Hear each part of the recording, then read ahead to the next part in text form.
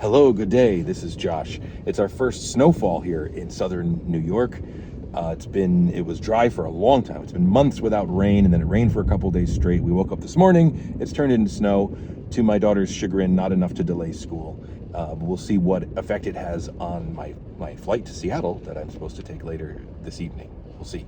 But anyway, that's it. I'm heating up my car here on the first snowfall of the year of this season anyway.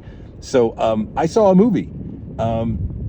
I saw Wicked. This is another one of those things where I don't have a lot of familiarity. The trailer made me kind of say I'll pass, and then the trailer was so ubiquitous, especially for this movie, that it started to started to become antagonistic, and I was like, I'm definitely not going to see this movie. And then, of course, I saw the movie because sometimes you want to be in on the discussion, you want to be in on the zeitgeist, or in this case, a couple people convinced me that I should at least check it out. So, if you are a Wicked fan and you're excited about the movie, I'll say a few things up top, and then you can just leave. I'm not saying get out. I'm saying who cares what I have to say. You can be validated, and then you can say great, and you can close the window. It's very well made. It's very spectacular. John Chu is a great director for this kind of material. I really enjoyed his In the Heights movie, the Lin-Manuel Miranda musical. He really elevated that material, and perhaps that will be a recurring theme.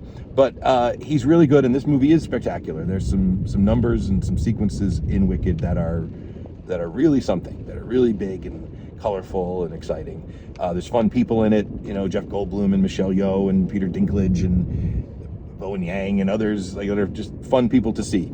The leads are fantastic. Cynthia Erivo and Ariana Grande are just perfect for their parts. I know that everybody has opinions about pop stars and famous people, but my wife, who's a music teacher and a singer herself, her biggest pet peeve is that they put celebrities in musical movies who can't sing because they want to draw people there for the famous people, but then it ruins the musical. And so she's a little bit like, that's her area, so she's a little bit snooty about that. I'm snooty about certain things. It's fine. We all are. But in this case, I really do believe these actors are great embodiments of the characters, and they really can sing, and they're funny, and they're good and sympathetic, and all those things that you want them to be. So the performances are great.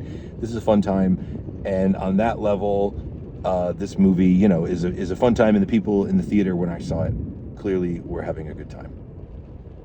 Okay, now it's time for my trademark complicated Josh take. This material does not work. And I should also preface all my remarks by saying these are Josh thoughts.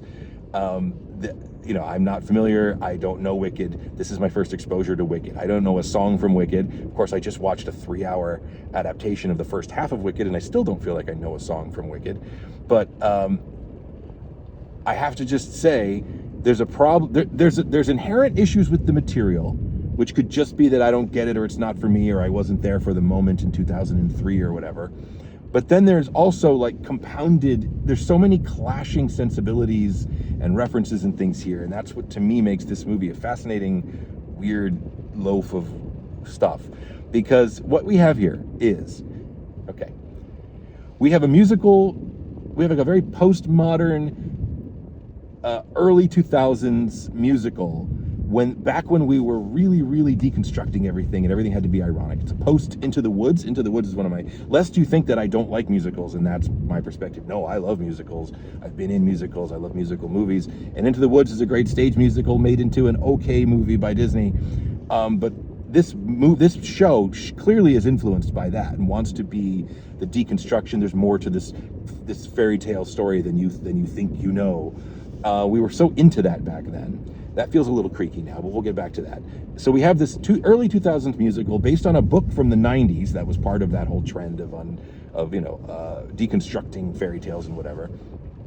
But is also riffing on a movie from 1940 or 39 or whatever, which is kind of a timeless take on material that's even older, from the Baum novels, the Oz novels and all that.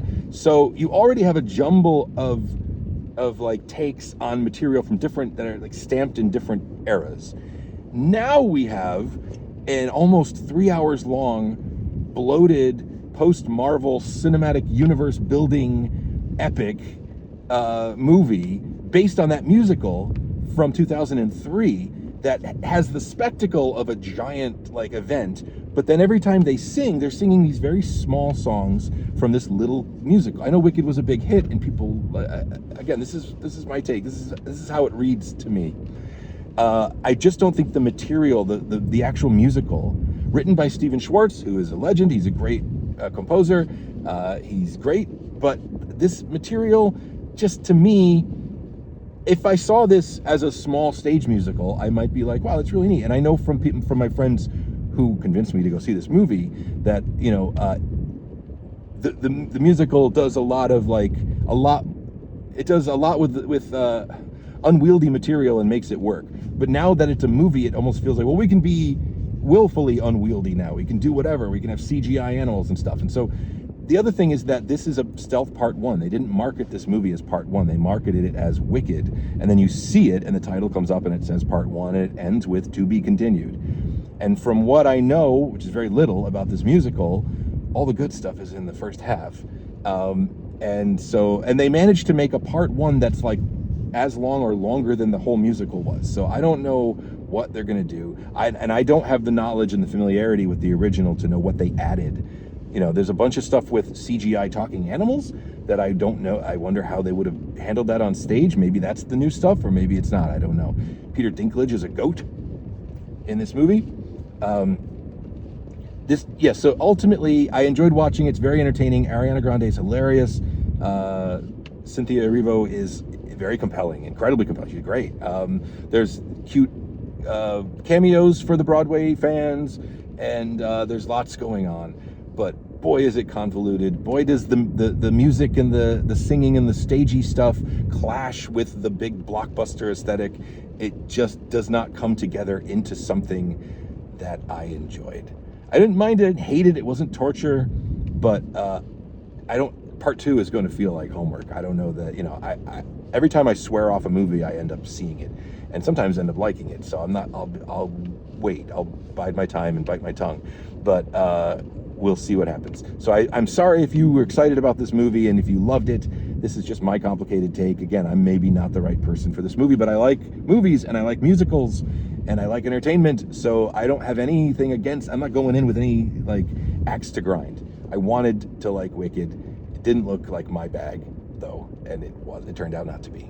So that's it. Thank you for watching. You can see in the description, you can be a channel member, you can be a patron, you can listen to the podcast feed, which has additional stuff, and I will be back again soon. I owe you guys a holiday riff. I'm actually working on that. I've had a few people message me and ask me, are you still riffing? And yes, there will still be riffs. There'll be some riffs in 2025. And I actually have an idea of something a little bit meta to do, looking back on Fun with Shorts. And maybe, you know, those of you who've been watching the shorts for a long time can look forward to something like that. Maybe that would be fun.